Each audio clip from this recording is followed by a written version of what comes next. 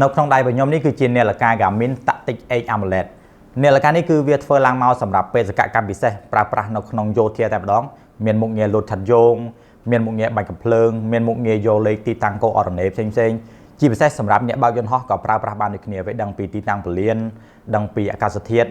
ហើយលើសពីហ្នឹងក៏វាមានមុខងារតាមដានសុខភាពរបស់យើងប្រចាំថ្ងៃ24ម៉ោងក៏យើងអាចប្រើប្រាស់ក្នុងការលេងកីឡាផ្សេងៗដើររត់ជិះកង់និងមានមុខងារដើរព្រៃផ្សងព្រេងមាន map នៅក្នុងនាឡិកាលំអិតតែម្ដង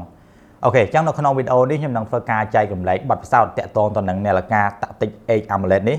ដែលខ្ញុំបានប្រើប្រាស់មកយូរដែរហើយក្នុងប្រហែលជាមួយខែជាងហើយអូខេអញ្ចឹងកុំឲ្យខាត់ពេលយូរទៅមើលវីដេអូលម្អិតជាមួយខ្ញុំបានទាំងអស់គ្នាអញ្ចឹងមុននឹងចូលដល់វីដេអូលម្អិតសម្រាប់បងប្អូនដែលស្វែងរកទិញនាឡិកា Garmin ហើយដើម្បីទទួលបាននាឡិកាដែលស្របច្បាប់មានការធានា2ឆ្នាំត្រឹមត្រូវពីខាងក្រុមហ៊ុន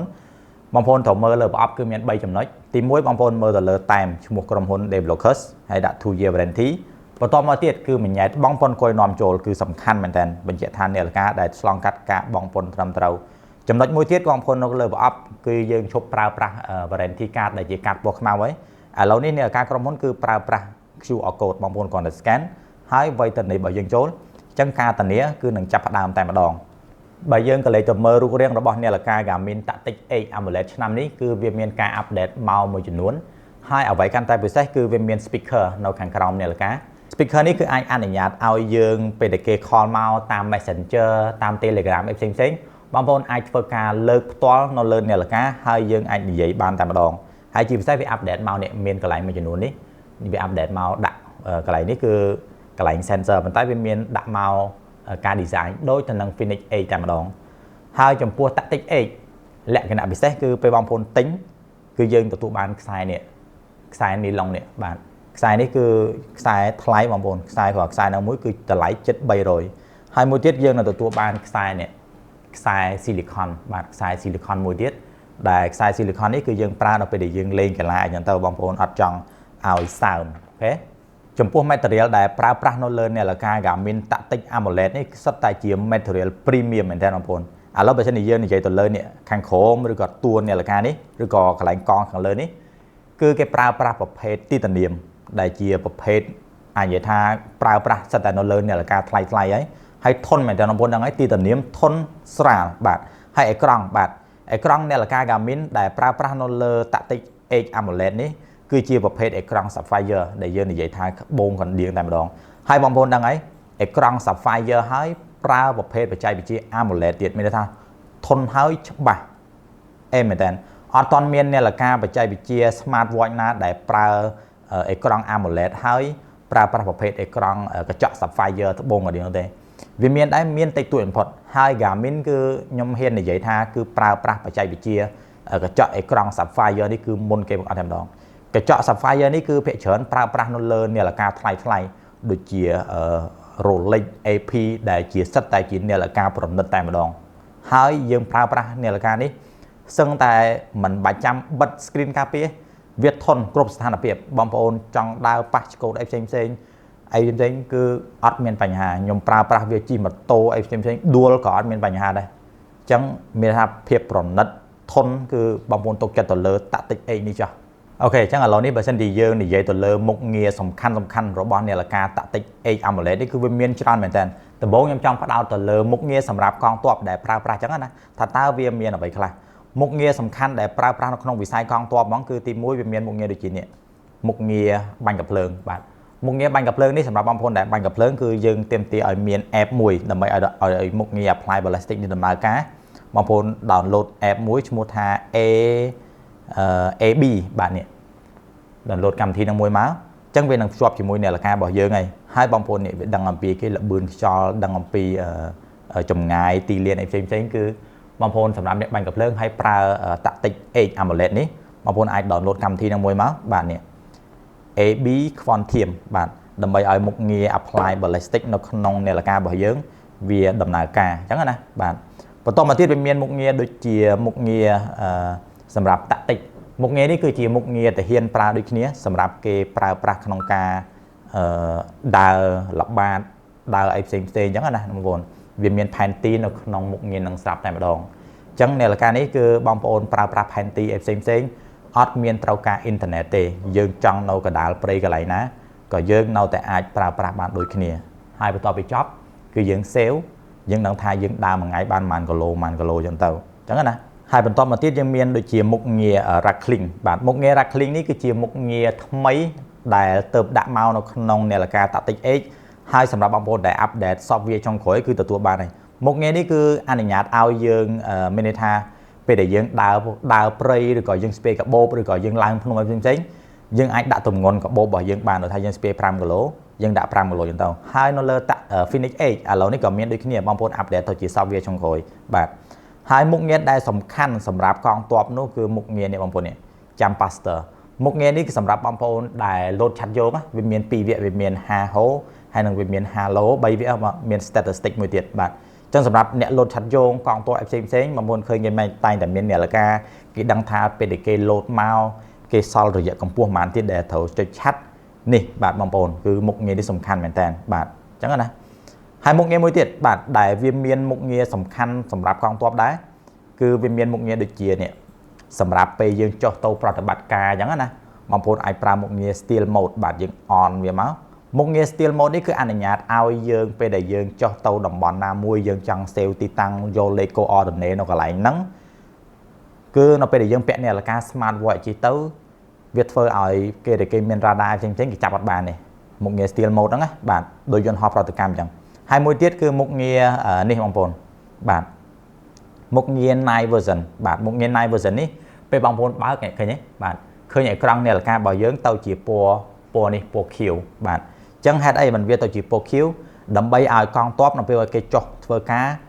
ពេលដែលបើសិនជាយើងបើកពលឺធម្មតាអញ្ចឹងវាធ្វើឲ្យនាឡិការបស់យើងគេមើលឃើញចំណាំងផ្លាតពីចម្ងាយមកអញ្ចឹងពេលណាដែលគេបើកខៀវអញ្ចឹងបងប្អូនពាក់វ៉ែនតាកងទ័ពគេអញ្ចឹងគេមើលទៅគឺច្បាស់តែងហើយគេមើលមកពីខាងក្រៅគេអត់ដឹងថាយើងទៅកន្លែងហ្នឹងទេអានេះសម្រាប់យើងប្រើប្រាស់ក្នុងពេលយប់បាទអញ្ចឹងណាហើយមួយទៀតវាមានដូចជាមុខងារ Kill Switch បងប្អូនបាទមុខងារ Kill Switch នេះគឺអនុញ្ញាតឲ្យពេលដែលយើង clear ទិន្នន័យយើងមុនទៅធ្វើការយើង clear ទិន្នន័យនាឡិការបស់យើងចោលអស់កុំឲ្យមាន history ឲ្យជាប់អញ្ចឹងយើងប្រើប្រាស់មុខងារ Kill Switch នេះហើយអ្វីកាន់តែពិសេសមួយទៀតនាឡិកានេះគឺយើងអាចដូរ coordinate បានច្រើនមែនតើបងប្អូនអាចដូរលេខ coordinate គេហៅលេខខ្នាតបាទអូខេអញ្ចឹងខ្នាតយើងដូរនៅកន្លែងនេះបងប្អូនកន្លែងឃើញ post format ហ្នឹងអញ្ចឹងយើងចង់ដូរគេដូរទៅជា MGLS ដូរទៅជាខ្នាតអីផ្សេងបាទច្រើនមែនតើអញ្ចឹងសម្រាប់បងប្អូនដឹងហើយនាឡិកានេះគឺនាឡិកាទាហានអញ្ចឹងខ្នាតគឺយើងអាចដូរបានច្រើនជម្រើសបាទនេះមាន WGS84 WGS84 ឬក៏យើងអាចដូរទៅជាខ្នាតអីក៏បាននេះមានខ្នាតច្រើនបងប្អូនណាបាទនេះអូខេបាទប៉ុន្តែជាទូទៅស្តង់ដារគឺយើងប្រើ WGS84 ប៉ុន្តែបើយោធា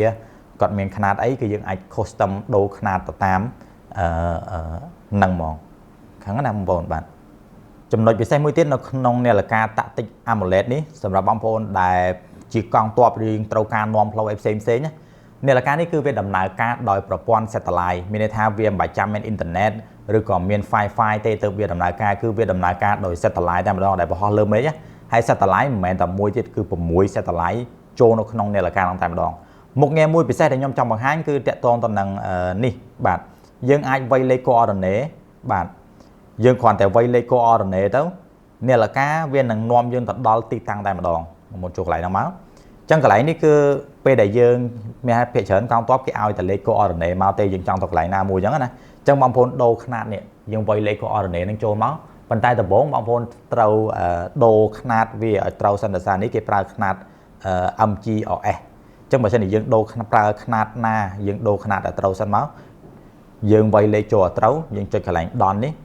នាឡិកាវានឹងនាំយើងទៅដល់គោលដៅតែម្ដងមែនតើបាទអញ្ចឹងនេះគឺជាមុខងារមួយដែលសំខាន់សម្រាប់កងទ័ពដែលបើសិនជាបងប្អូនមាននាឡិកា Tactic 8 AMOLED នេះយកទៅប្រើប្រាស់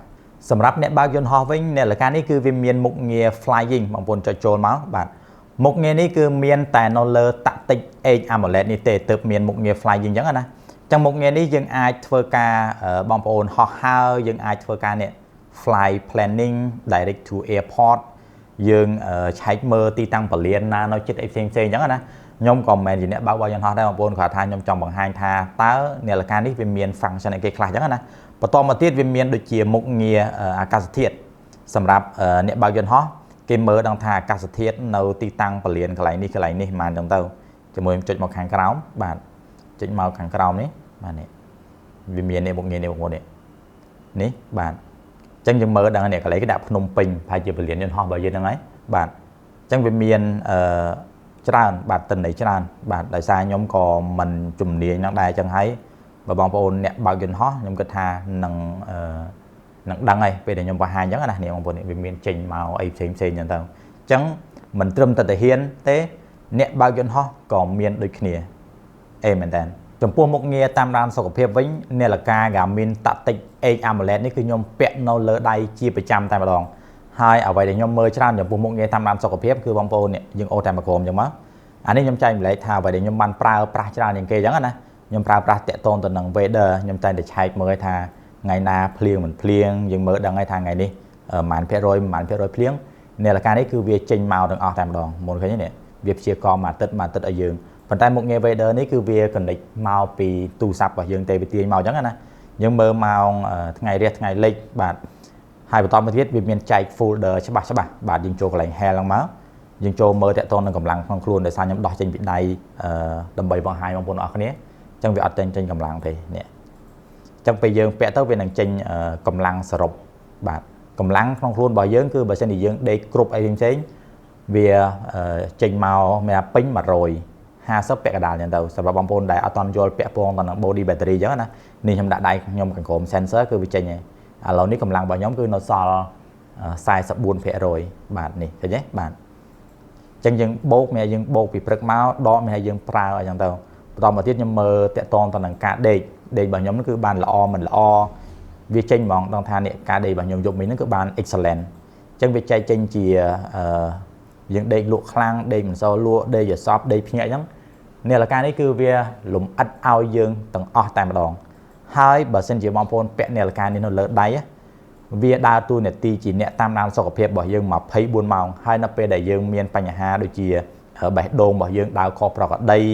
បេះដូងរបស់យើងលោតអត់ស្មើផ្សេងនាឡិកាវានឹង alert ប្រាប់យើងតែម្ដងអ្នកមានបញ្ហាបេះដូងហើយបើសិនជាយើង stress ខ្លាំងពេកក៏នាឡិកាវាប្រាប់ដូចគ្នាបាទហើយនេះពេលយើងពាក់គេងយប់ឡើងវាដឹងតាំងពីគម្លាតចង្វាក់បេះដូងរបស់យើងទៀតបេះដូងរបស់យើងនឹងលោតស្មើមិនស្មើនៅក្នុងមុខងារ HOV status នេះបាទអញ្ចឹងបន្តមកទៀតខ្ញុំមើលតើតនឹងជំហានដើរវាកំណត់ឲ្យយើងមួយថ្ងៃត្រូវដើរបាន10000ជំហានឥឡូវនេះខ្ញុំទៅដើរបាន1402ជំហានទេនៅខ្វះច្រើនទៀតណាបាទអញ្ចឹងតរល្ងាចនេះតររត់ឲ្យផែលបាទហើយវាមានដឹងតាំងពីអុកស៊ីហ្សែននៅក្នុងឈាមអុកស៊ីហ្សែននៅក្នុងឈាមនេះសំខាន់កាលណាដែលអុកស៊ីហ្សែននៅក្នុងឈាមរបស់យើងខ្ពស់ធ្វើឲ្យរាងកាយរបស់យើង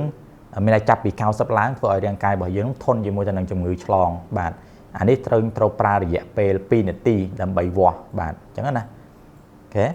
តមកទៀតខ្ញុំមើលតទៅនឹងកាឡូរីបាទអានេះគឺជាបទពិសោធន៍អ្វីដែលខ្ញុំមើលនៅក្នុងនាឡិការបស់ខ្ញុំបាទហើយបន្តមកទៀតខ្ញុំមើលតទៅនឹងការហ្វឹកហាត់វាហ្វឹកហាត់ថាថ្ងៃនេះយើងគួរតែហ្វឹកហាត់បែបណានៅក្នុង daily suggestion នេះបាទហើយដោយសារម្សិលមិញខ្ញុំរត់15គីឡូអញ្ចឹងថ្ងៃនេះវាឲ្យខ្ញុំសម្រាកដោយសារតែរាងកាយរបស់យើងត្រូវការស្ដារកម្លាំងឡើងវិញយើងមិនមែនចេះតែលេងកីឡារាល់ថ្ងៃទេអញ្ចឹងណាបងប្អូនបាទអូខេតមកទៀតនេះខ្ញុំមើលតាក់ទងនឹងត្រីវិស័យត្រីអីខ្ញុំអត់សូវមើលទេអានោះតើយើងចូលព្រៃបានយើងមើលអញ្ចឹងណាបាទ temperature បាទនេះឲ្យខ្ញុំមើលដឹងនេះខ្ញុំ set up ដាក់កម្មវិធីនៅក្នុងនាឡិកាអញ្ចឹងទៅអញ្ចឹងខ្ញុំដឹងហើយថាខ្ញុំមានកម្មវិធីប្រកួតនៅសល់មួយអាទិត្យទៀតអញ្ចឹងខ្ញុំត្រូវហ្វឹកហាត់បែបណានាឡិកាវានឹងប្រាប់ទាំងអស់តែម្ដងឃើញទេបងប្អូនបាទអញ្ចឹងនេះមានទៀតដូចជាendurance score បាទ endurance score នេះសម្រាប់យើងអ្នកហ្វឹកហាត់បងប្អូនគឺសំខាន់មែនតើអញ្ចឹងកាលណាដែល endurance score របស់យើងកាន់តែខ្ពស់វាធ្វើឲ្យខ្លួនប្រាណរបស់យើងការលេងកីឡារបស់យើងនឹងកាន់តែខ្លាំងភាពអំណត់របស់យើងអញ្ចឹងវាដាក់មកអ្នក super បាទ superior បាទអញ្ចឹងមានថាខ្ញុំបានបន្ទុក8500ជាងហើយបាទអញ្ចឹងបើសិនជាអ្នកដែលគេខ្ពស់ជាងយើងមានថាគេខ្លាំងជាងយើងហើយបាទអញ្ចឹងណាអានេះ intensity minute នេះកន្លែងហ្នឹងក៏យើងមើលដែរដឹងថាខ្លួនប្រាណរបស់យើងហ្នឹងមានថាយើងលេងកីឡាហ្នឹងក្នុងមួយអាទិត្យបាន1នាទីអញ្ចឹងនេះអញ្ចឹងខ្ញុំលេងមួយអាទិត្យនេះគឺបាន190នាទីហើយ198អញ្ចឹង goal របស់ខ្ញុំគឺ200នាទីក្នុងមួយអាទិត្យបាទអញ្ចឹងចិត្តគ្រប់ហើយខ្ញុំលេងកីឡាតែមួយថ្ងៃនេះមួយថ្ងៃទៀតគ្រប់ហើយបាទតមកទៀតយើងមើលដឹងឲ្យគេដឹងពី VO2 max បាទអានេះសម្រាប់យើងអ្នកលេងកីឡាសំខាន់មែនតើទិន្នន័យអស់នេះបាទហើយ miền tại nè là ca gà miền mũi tây đại ai bị phệ tên này bởi dương bàn trán hai số cực bạc VO2 max này cứ chia cái hạt ca prap oxygen cana VO2 max bởi dương căn tại quốc sầm mặt phép này cao lên cái la bởi dương căn tại khăng dương anh nghe hot dương lên ban du dương rốt ban ngay dương kia giống nè mong bồn bạnต่อมาที่ยมมือแต่ตรงหนัง recovery time บาดต่อปียมรถจ็อบเวียปรับท่ายมกูแต่สำราญหมานเมาโดยซาเราเนี่ยยมเท่าสำราญทรายสมบูรณ์เมาที่เด้อจังให้บันเนี่ยละการเวียปรับทางไงนี่ยังเท่าแต่สำราญไปจะเล่นกีฬาติเตะเอ็มเหมือนแต่ของผมเป็นไงบาดต่อมาที่เมียนมุกเงียดองฮามดอกจิงโจบาดนี่บาดเนี่ยโอเคบาดให้เมียน sleep coach เวียนนายนอมท่าเอาเยิงเด็กไงนี่หมานเมาอย่างเท่าbị ao định per mong 50 tí bạn này score AK xem bạn training readiness ní bạn training readiness ní cứ việcปรับแต่ตรงตำแหน่งการแสดงกำลังแรงวิ่งแบบเช่นที่ยืนเราจนหลอกปัวเรื่องจีไม่ได้ยืนเอาตอนเมาครบแต่แบบขนมปัวคิวนี้แบบขนมปัวคิวนี้หรือก็ปัวไตเมย์หรือก็ปัวนี้คือเมาครบอะไรจังไม่ได้ยืนไอตัวเล่นกันละบานเตียดเอ็มเหมือนกันแบบจังอันนี้คือเจียเอาไว้đểยมปลาชราเราขนมมุกเงียตามน้ำสกปรกเราบอกเนี่ยละกาตะติเองนี่เตียดบนใต้เป็นเน่าชราเตียดเมียนชราเตียดแบบโดยเจียเราเป็นเดี๋ยวยืนสเตรคลังเนี่ยละกาเวียปรับเอายืนกุยสำราดองหามจิงโจตามเวียเราเป็นเดี๋ยวยืนกุยอดกำไรคล้วนเนี่ยละกาก็เวียปรับเอายืนลางกำไรลางดาวอย่างเต่าคือเวียดาวตัวจีเนี่ยตามน้ำสกปรกบอกยืนแบบไพ่บุญเมาให้เอาไว้แต่ครอบครัวกระไดนกนองคล้วนยืนคือเวียปรับอย่างอ๋อเวียเลิศเอายืนดังมุนอย่างอ๋อเอ้เหมือนเดิมนกนองเนี่ยละกากับมินตะติกเออามเลดดิจมพวกมุกเงี้ยไก่ล้าเป็นเมียนระหดดอลเตามาโรยไก่ล้าเจียงให้มุกเงี้ยไก่ล้าในมุ้ยสไตล์จีมุกเงี้ยไก่ล้าได้แค่ท่า professional มองบนมันแมนจีไก่ล้าได้โดยเนี้ยไม่ให้ก่อนไหนโดรูปเพียบนเลยไอ้ครั้งปัจจัยดับไปยังโจลเต้าคือโดยเนี้ยในแค่ท่าไก่ล้า copy ผ่านยังนะปัจจัยนี่คือจีไก่ล้าได้แค่ท่าบานศักษาหลุมอัดปีเศร้าแต่มาดองบาดจังยมแอดมาคังเลยนี่สไตล์จีไก่ล้าได้ยมปลาบาดโดยจีรถนั่งรถนั่นคือยมปลาจีประจำไหมโอทานขนมมุกเงี้ยไก่ล้ารถมุ้ยยมเมียนจำนวนพิเศษได้จ้องบางไฮมองโป้นะสำหรับเนี่ยได้ทั่วดำนาตัวกราวประเทศหรือก่อยังอัดสกอร์ดำบอลนั่งตัวแคดบางโป้จังเอาซักซาปีมุกเงี้ยรถไม่ได้จังเอาเนี่ยละกาแกะเนี่ยเอายังมาจุ่มเธอไม่รถพลาวนาบ้านดับกิโลพายมือกิโลเนี่ยละกาเป็นเมียนเถียนอันนี้ก็หามุกเงี้ยบางโป้โจมอะไรนาวิเกตเนี่ยบ้านให้ยังโจมอะไรround trip บ้านนี้ round trip ข้อนี่บ้านมุกเงี้ยนี่คือเอ็มไปเดี๋ยวยมเตาเวียดนามยมเตานาไอ้จริงยมจังรถโดยสายยังเท่าประเทศก็ยังสกอตเราเถอะจังหวะยมจังรถดับกว่าโลยดับกว่าโลยังมั้งเนี่ยแกะเนี่ยมั้งจัง any direction จังเนี่ยละกาเวียนหนังแกะเนี่ยแต่มาดองบาทอันนี้เป็นยมเตาดัดลัดบาทยมปลาเนี่ยละกาบอกยมนั่นคือนอมเรารถมาจุ่มบังนั่งแต่มาดองจังเวียแกะเนี่ยตั้งปีเตะเดี๋ยวยมเนานั่งมาจุ่มเท่าไม่บานดับกว่าโลจังเอ็มเหมือนเดิมให้มันใบจ้ำในอินเทอร์เน็ตเลยไปคลายยังเตาดอลดับบอลกันนั่งเยอะในอินเทอร์เน็ตได้เซ็งยังไอ้ปลาเนี่ยละกาขนมกาช่วยยังบานแกะเนี่ยให้มาตอนประเทศจำพวกการถยมตังแต่ฟักหัดบาทยมตังแต่ฟักหัดตามการนานวมเนี่ยหลายเทรนนิ่งเนี่ยบาทหลายเทรนนิ่งนี้ยังโชว์หลายเวิร์กเอาไลบรารีบาทเนี่ยไงนี่ไปเอายังสำราจังยังอดฟักหัดเตะบาทจังเนี่ยละกาไปดาวตัวเชียอุปกรณ์สำหรับกัตราตันในบ่อยังให้เวียดาวตัวเชียครูของฟักบ่อยังเตียดเอเหมือนกันบาทยมฟักหัดตามนั่งย้อนเป็นครูแต่ยมบนฟักมาบนเคยยมรถบานรองไงไอ้สิมเซงสัวตาประคัดตามนะนี่คือจิครูบางยมคือเนี่ยละกากับมินนั่งไงคือจิครูบางยมบานโอเคพอต่อมาเตียดบาเซนเจียบางโพนจังไทม์มุกเงยไก่ลาโอทาราแล้วมุกเงยไก่ลาบ่เยอะยังเมียนตาปนังเตยังจังไทม์เตียดจังนะบาดคาร์ดิโอไอ้เซงเตียดทั้งนี้ต้องไทม์โจเอดิทมั้งบาดบางโพนไหลแอดเนี่ยจังไหลนี่คือเวียบายใจจะตามโฟลเดอร์คัตเกอรี่ตามดองไซคลิงบางโพนจังไทม์บาดจังไทม์มุกเงยจีกังพนมอัมติบียังจดว่าหายบาดยังเก็บบานมุกเงยอัมติบีเนี่ยจดเลยเวียมุ้ยจังตะเลยโค้งบานถึงอ๋อบาดโอเคให้มุกเงยมุ้ยสำคัญสำหรับบางโพนเนี่ยได้จิ้มบาดเนี่ยได้จิ้มไอ้เพียงเจเนี่ยมุกเงี้ยนี่คือสำคัญเหมือนกันมุกเงี้ยเวิร์กเอาเนี่ยบาดมุกเงี้ยนี่คือบางโพนจิ้มคือเวียนเมียนโดยจีครูของฝักจังเนี่ยเมื่อเลยนี้บาดเนี่ยเวียนเมียนอันนี้ยมดาวน์โหลดมาจากนั้นเวียปรับปีมาซอนแมปบาดมาซอนแมปนี่เป็นในทางเวียแบบทางการหัดแบบนั้นยืนตัวมาใส่ดมอะไรนะกระหักแรงกระหอบกระหอมนั่น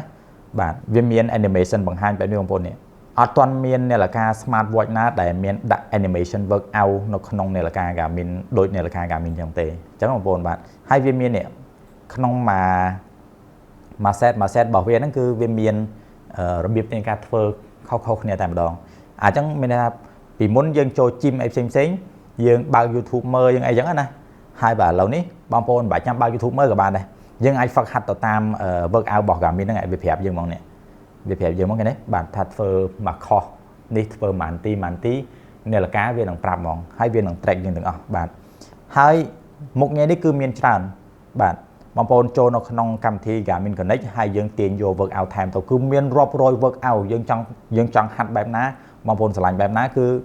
tiền vô bẹp nòng tàu anh ấy cứ sầm rạp nhẹ đại chimเนี่ยได้คาร์ดิโอเนี่ยได้ฟักขันโนเตคือปราบานต่างออกแต่มาดองจำพวกการกอตราแต่ตัวตอนนั้นสกัมประเภทไก่ล่าก็โดยจีเพียบสุกฤต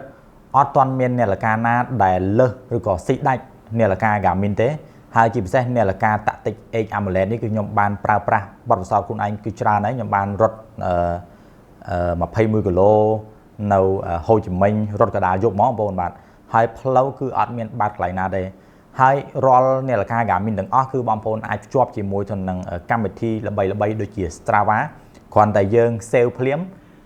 ต้นในเจนปีเนี่ยละการบ่อเยิงคือเวียนหนังโจตกันสตราวะออโตมัติจำดองให้นนเลยบุพบโลคือเกตตัวสกอลการรถมาละตรงไอเซงนไปได้เยิงโยต้นในเจนปีเนี่ยละการกามินคือจีต้นในมวยได้เกตตัวสกอลแต่มาดองจังนี้คือจีเพียบสกัดให้เนี่ยเล่นไก่ล้าคือจ้องบ้านน้องบอมโพนบ่เช่นจีเยิงเล่นไก่ล้ารถมาเพย์มือกิโลด้วยขี้เนี้ยเกยืงเปะเนี่ยละการกามินกรุบเกเปะเนี่ยละการเซ็งอัดกรุบเวทเวอร์ไอการรถบ่อยเยอะนั่นคือยืงมีอารมณ์ท่ายืงแฟกยืงรถโดยเนี้ยกำลังโดยเนี้ยรถตอตีโดยเนี้ยไม่มันเกกรุบยืงอัดกรุบแต่ซาไอ้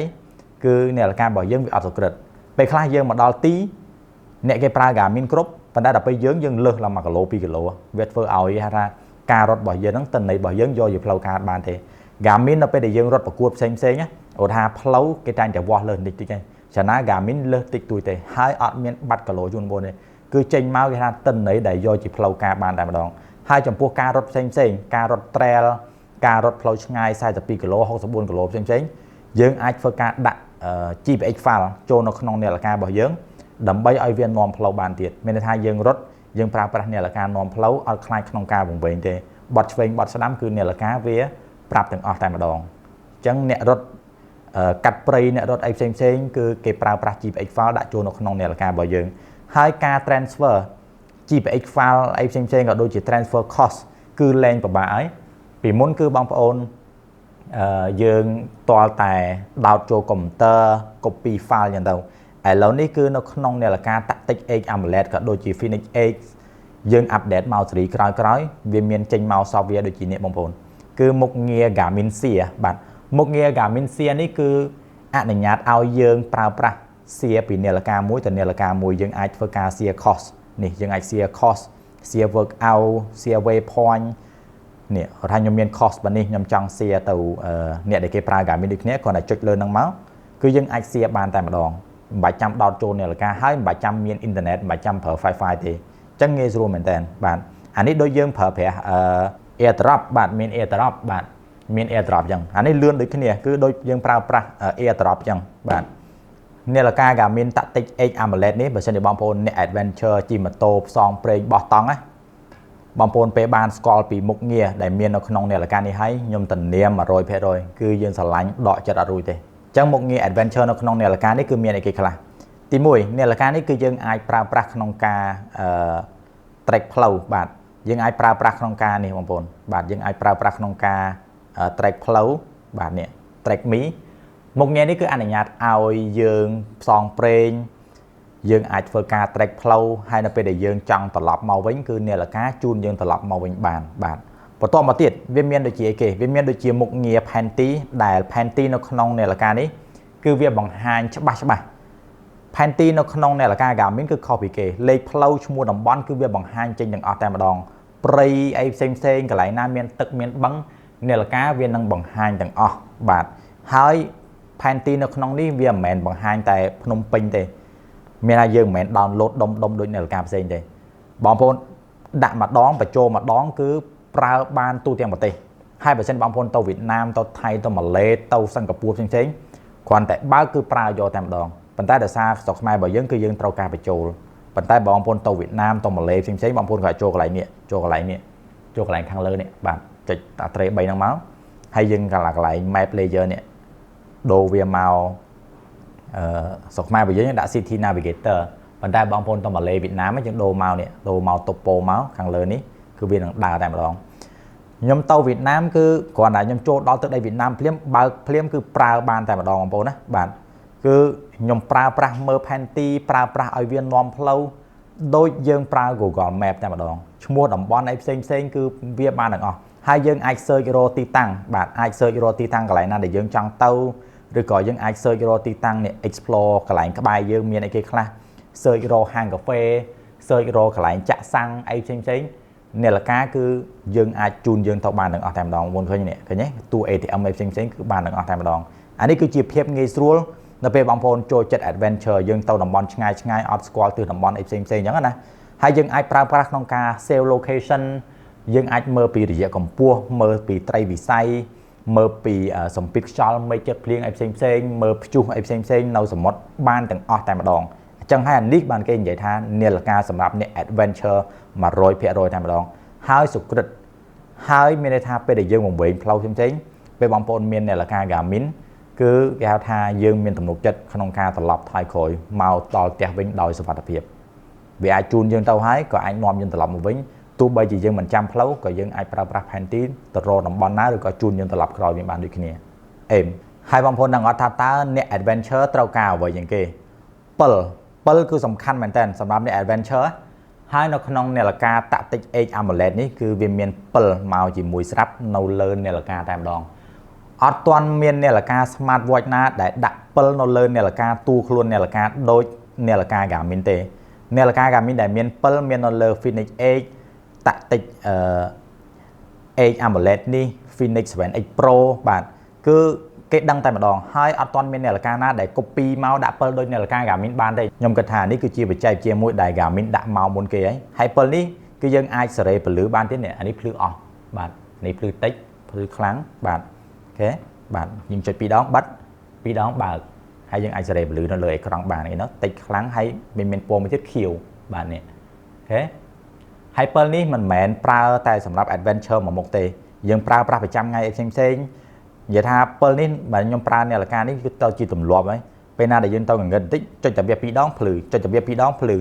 វាទៅជាដល់ពេលយើងធ្លាប់ប្រើនាឡិកាអត់ពិលពិបាកវិញដោយសារយើងធ្លាប់តែល្ងឹតបន្តិចយើងអាំងតែមាននាឡិកាចុច2ដងភ្លឺចុច2ដងភ្លឺអញ្ចឹងងាយស្រួលមែនតើពេលបងប្អូនទម្លាប់ជាមួយពិលនេះគឺពិតជាមានប្រយោជន៍ខ្ញុំធានាថា 100% គឺមានប្រយោជន៍ពេលយើងទៅព្រៃយកប្រឡប់អីផ្សេងយើងត្រូវការប្រើពិលបតន់ភ្លាមចុចតែវា2ដងគឺភ្លឺតែម្ដងហើយពិលនេះវាមាន function កន្លែងនេះចុចខាងលើនេះជាប់មកយើងអាចសេរី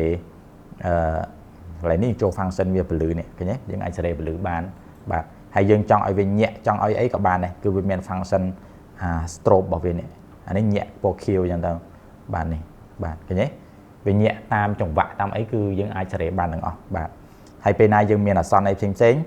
ក៏យើងអាចប្រើប្រាស់ពិលនេះជាសញ្ញាបានដូចគ្នាអញ្ចឹងណាអេមែនតើបាទពេលដែលខ្ញុំរត់ពេលយប់អីផ្សេងពិលនេះក៏វាដើរតួសំខាន់ដែរខ្ញុំបើកឲ្យវាភ្លឺភ្លឹបភ្លាក់ពេលយើងបោះដៃទៅគឺវាភ្លឺទៅតាមចង្វាក់ជើងយើងតែម្ដងអញ្ចឹងដើម្បីឲ្យគេជិះខាងក្រោយឬក៏យើងនៅកន្លែងងឹតឲ្យគេមើលឃើញយើងថាយើងកំពុងរត់ហ្នឹងទៅអេមកនិយាយទៅគឺពិលនេះគឺមានប្រយោជន៍មែនតើខ្ញុំធានាជូនបងប្អូនគឺ 100% គឺសំខាន់ណាស់ល្អមែនតើដាក់ពិលមកបែបនេះបាទហើយមិនមែនពិលដែលចេញពីអេក្រង់ដូចនាឡិកាផ្សេងទេគឺពិលបំពាក់នៅលើនាឡិកាផ្ទាល់តែម្ដងហើយពិលនេះគឺភ្លឺបងប្អូនភ្លឺពលឺវាគឺភ្លឺខ្លាំងជាងទូរស័ព្ទយើងផងបងប្អូននេះឃើញនេះអានេះទូរស័ព្ទបាទនេះមួយណាភ្លឺជាងបងប្អូននេះឃើញដាក់ក្បែរគ្នានេះពិលឡើងឆ្វាចបាទនាឡិកាឡើងឆ្វាចតែម្ដងឃើញទេបាទភ្លឺជាងទូរស័ព្ទយើងទៀតបាទអេមែនតើសម្រាប់អ្នកដើរព្រៃឬក៏អ្នកលេងកីឡាផ្សេងពេលដែលយើងមានគ្រោះថ្នាក់អាសន្នអីផ្សេងនាឡិកានេះគឺវាមានមុខងារមួយទៀតគេហៅថាមុខងារ SOS បងប្អូនគាត់តែចុចវាឲ្យជាប់អញ្ចឹងណាបាទចុចឲ្យជាប់អញ្ចឹងមកអាហ្នឹងករណីយើងមានអាសន្នណាគឺវានឹងផ្ញើសារទៅកាន់អ្នកផ្ទះយើងតែម្ដងអញ្ចឹងអ្នកផ្ទះគេដឹងថាយើងមានគ្រោះថ្នាក់នៅកន្លែងណាបើមិនយើងអត់ចប់យើងហូលវាវិញមកប៉ុន្តែបើមិនយើងដួលបោកដល់ទម្ងន់របស់វាគឺវានឹងផ្ញើអូតូម៉ាទិកតែម្ដងទៅគ្រួសាររបស់យើងអូខេអញ្ចឹងនេះគឺជាវីដេអូតាក់ទងលម្អិតរបស់នាឡិកា Garmin Tactic Edge AMOLED ហើយនាឡិកានេះបើមិនយើងនិយាយទៅលើកម្លាំងថ្មគឺបញ្ចូលមកពេញគឺវាអាចប្រើបានរហូតដល់ទៅ29ថ្ងៃ